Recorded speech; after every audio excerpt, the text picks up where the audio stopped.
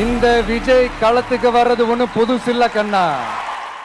Chandrasekharan Joseph Vijay കന്നി അംഗത്തിലൂടെ തന്നെ സംസ്ഥാനത്തെ രാഷ്ട്രീയ സമവാക്യങ്ങൾ തിരുത്തിയെഴുതിയ ഇളയ ദളപതി. തമിഴ്നാട് മുഖ്യമന്ത്രി പദവിയിലെത്താൻ തിരക്കഥകളെ വെല്ലുന്ന ട്വിസ്റ്റുകൾ അതിജീവിക്കേണ്ടി വരുമെന്ന് വിജയ് ഒരിക്കലും കരുതി കാണില്ല. വെള്ളിത്തിരയിലെ രക്ഷകൻ തങ്ങളുടെ യഥാർത്ഥ ജീവിതത്തിലും രക്ഷകനായി എത്തുമെന്ന വിശ്വാസം തമിഴ്നാട്ടിലെ ജനങ്ങളുടെ മനസ്സിൽ ഉറച്ചതാണ് വിജയുടെയും DVKയുടെയും വിജയത്തിന് വഴിയൊരുക്കിയത്. MGRനെയും ജയലളിതയെയും പോലെ സൂപ്പർ താരങ്ങൾ ജനനായകരായ മണ്ണിലേക്ക് തന്നെയാണ് തന്റെ മുൻഗാമികളെ പോലും വെല്ലുന്ന രീതിയിൽ വിജയ് എത്തുന്നത്.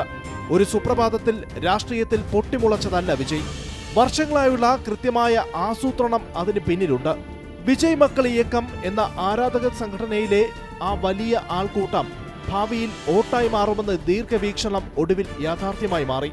ആരാധക സംഘടന 2024 ഫെബ്രുവരി 2-ന് TVK എന്ന പാർട്ടിയായി ഉദയം ചെയ്തപ്പോൾ പലരും പരിഹസിച്ചു. എന്നാൽ ഇന്ന് അതേ വിജയ് തമിഴ്നാടിന്റെ ദളപതിയായി മാറി. സിനിമയെ വെല്ലുന്ന രീതിയിലായിരുന്നു കഴിഞ്ഞ ദിവസങ്ങളിൽ തമിഴ്നാട്ടിൽ കണ്ട രാഷ്ട്രീയ നീക്കങ്ങൾ. രാഷ്ട്രീയ പാർട്ടികളുടെ പിൻവാങ്ങലും കുതികാൽ വെട്ടലും ഭരണഘടനയുടെ കാവലാളായ ഗവർണറിൽ നിന്നും തുടങ്ങിയ പരീക്ഷണങ്ങളും വലിയ ചർച്ചകൾക്ക് വഴിയൊരുക്കി.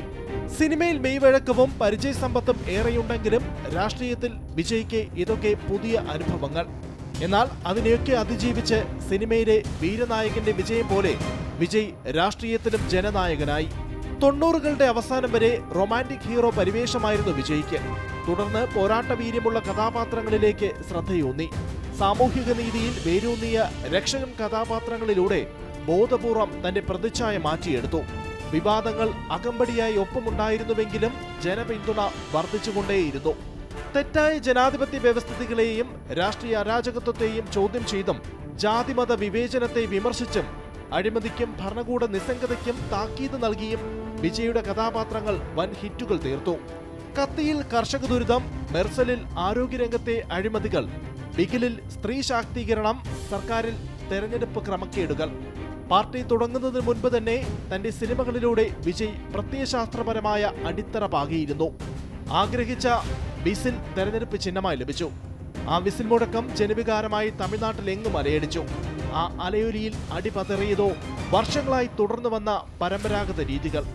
ഒടുവിൽ ജനനായകനായി തമിഴ്നാട്ടിന്റെ ഹൃദയത്തിലേക്ക്.